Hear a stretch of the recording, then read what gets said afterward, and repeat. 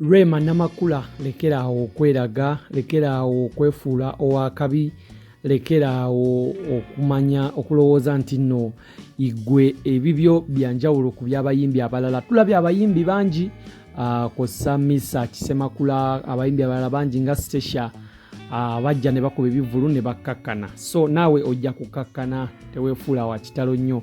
Ebyo bigambo byani? Bigambo bya Miles Lwamiti. Era Miles Lwamiti ono abadde abigamba Rema Namakula nti yeeraga nti ayina n'empisa embi we bamuyita ku mikolo egy'abantu. Tulokkalire tusosootole emboozi tusobole okuwa emboozi eno yonna nga bweri olutalo olwaba luseewo wakati wa Miles Lwamiti ne Rema Namakula.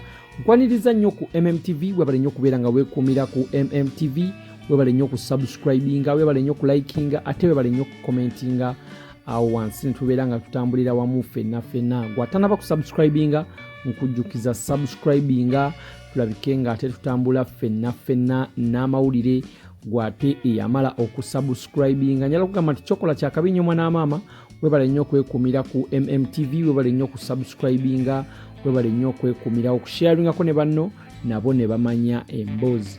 Ennaku zino Rema Namakula y'omu ku bayimbi abasinga okuyimba ku mikolo egy'enjawulo okuli okwanjula n'embaga n'emikolo emirala gye baba bamuyiseeko.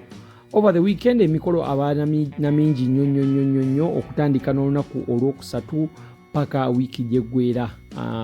Wavuddeyo omusajja omu gwe bayita Miles Lwamiti, musajja akola ku TV, amaze ku TV emyaka egisoba mu myaka 10 era abaddeko ku TV, kakoze ku TV ez'enjawulo, yakolako ku WBS, yakolako ku NTV, era abadde akola ku Spark ebbanga eryo lyonna. Avuddeyo emabegakaawo n'agamba Rema Namakula bamuyise ku kivulu ekimu kye babaddeko, ekivulu kya omusajja bamuyita Muvawala mu Namasaka eyo. Kivulu kineeno Rema Namakula yatuuse mangu nnyo naye ne yeekuumira mu mmotoka n'abeera nga tavaayo mu mmotoka paka we bamuyise okuyimba. Bamuyise omulundi ogwasoose nga tagenda, ne bamuyita ogwokubiri ng'era tagenda, ne bamuyita ogwokusatu ennyimba nga baziddamu, kyokka ng'omugole afulumye nga Rema Namakula tafulumayo mu mmotoka. Kyonna kye yabadde akola mu mmotoka tewali amanyi. So Miles Lwamiti yavuddeyo n'avumirira ekikola kino n'agamba Rema Namakula ate guno si gwe mulundi ogusoose ng'okola ekintu kineeno. Bakuyita bangi nnyo ku bivulu, n'olabika nga ate ebintu by'abantu obikyankalanya, abantu oba overshadowinga ku mukolo ogwabwe, n'obalaga nti tebalina kye balinga. Ate naawe mwana wattu oli just muntu nga ggwe ng'ate bakusasudde okujja okubayimbira. Rema Namakula ne bamuvumirira ekikola kineeno. Miles Lwamiti agambye nti si gwe mulundi ogusoose, babadde ku mikolo mingi nnyo ng'eno y'enkola ya Rema Namakula. Ajja mangu n'abeera mu parking, n'abeera mu mmotoka, tayagala ku interactinga n'abantu, era aba yakatuuka bw'ati ku mukolo ne yeesibira mu mmotoka ne babawunsa be n'abeera eyo, atuuka okuyimba nga bayita muyite ng'ate tavaayo. Kye kimu kye yakoze ne ku weekend ewedde. Tetumanyi oba Miles Lwamiti alumba bulumbi Rema Namakula oba nga byayogera bituufu. Bw'oba ng'oli eyo ng'olinako obukakafu ku bineeno nga nawe waliko ku mukolo ogumu Rema Namakula ne yeeyisa bw'atyo nga Miles Lwamiti bwe yagambye, naawe oli wa ddembe okubeera ng'ate ovaayo naawe ojje otuwe ku bujulizi obwo, kubanga tuba twetaaga ocompilinga information eno yonna tulabike ng'ate ensonga tugituuka bulungi nnyo gisina okugituuka. Naawe ate Miles Lwamiti bw'obanga oli kuwaayiriza mukyala w'abendi lwakubanga ayatimuse nnyo ebiseera bino, obanga oli omuwaayiriza nga oyagala mukolerako bukozi gulire, naawe ate ekikola okibanga kyekyo nakyo tukivumirira, naye tujja kubeera nga tujajinga nga tetunaba kusalawo oba nga tetunaba kumanya mazima. So tujja jajinga nga tutegedde amazima, naye nga ye Miles Lwamiti yavuddeyo n'avumirira ekikola kya Rema Namakula n'amugamba bw'obanga oyagala okubeera ku mukolo gw'omuntu nga yakusasudde, bwakusasula bw'otuuka ku mukolo jangu obeere mu tent o interacting n'abantu abalala, at least munyumyemu n'abantu abalala, oba onyumyemu n'abagole, oba obeere mu nju n'omugole omufulumye, oba obeere ekintu kyonna ky'okola naye nga obeere part of the mukolo. Yayongeddeko n'agamba nti Rema Namakula bw'atuuka ku mukolo gw'omuntu aba ayagala agu overshadowing Rema Namakula ataking over as if omukolo gubeera gugwe naye ng'ate omukolo baba bamusasudde busasuzi okujja okuyimba ku guno omukolo. So Rema Namakula n'agamba nti ye Miles Wamiti n'agamba nti ye kino ekikola tajja sirika busirisi kulaba nga kino ekikola kigenda mu maaso ng'ate Rema Namakula muyimbi wa ggwanga balina okumuwa bulamu w'abeera akoze ensobi.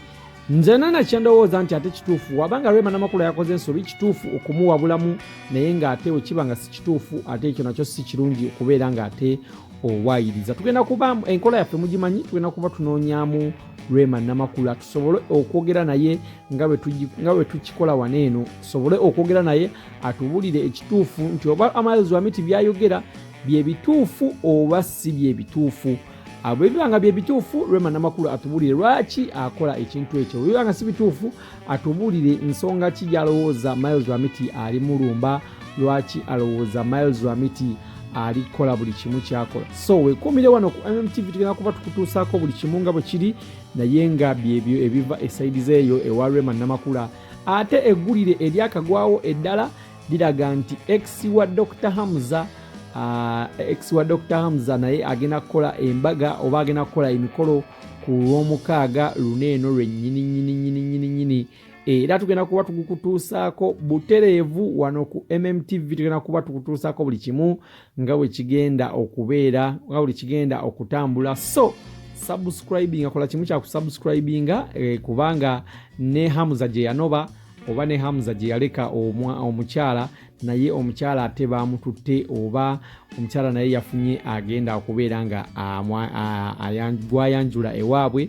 Emikolo balabike nga bagikwasaganya bulungi nnyo. Emikolo gya lwamukaaga luneeno era tugenda kubeerayo bulungi nnyo kubanga batuwadde invitation nga MMTV basobodde okubeera nga ate batuyita tubeerewo ku mukolo guneeno. So tugenda kubeerawo tugukuweereze buli kimu nga bwe kiri, buli kimu nga bwe kigenda okubeera nga kitambula. Weekuumire waneeno subscribinga, bw'omala subscribinga okoone ku kade ako akagenda okujja awo. Bw'omala okakoonako ate butereevu oba weegasse ku famire ya MMTV nga butereevu tukutuusaako eggulire buli limu nga bwe liri.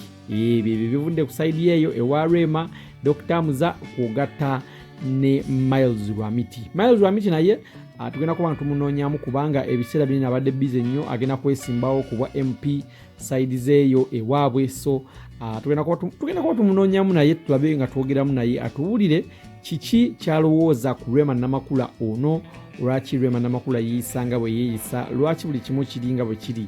Naye nga Rema Namakula gwe tugenda osooka onoonyaamu atwebuulirire kubanga eri sayidi twagiwulidde eya Miles Wamiti ate tubuzaayo kuwulira sayidi ya Rema Namakula. Nayo tugenda kuba tugiwuliriza ate tulabe nga tweyongererayo ddala tukuleetere eggulire nga ddyo eggulire liri full, buli kimu nga kitambula nga bwe kirina okutambula. Weebale nnyo okukomera ku MMTV. Allow me say bye bye for now.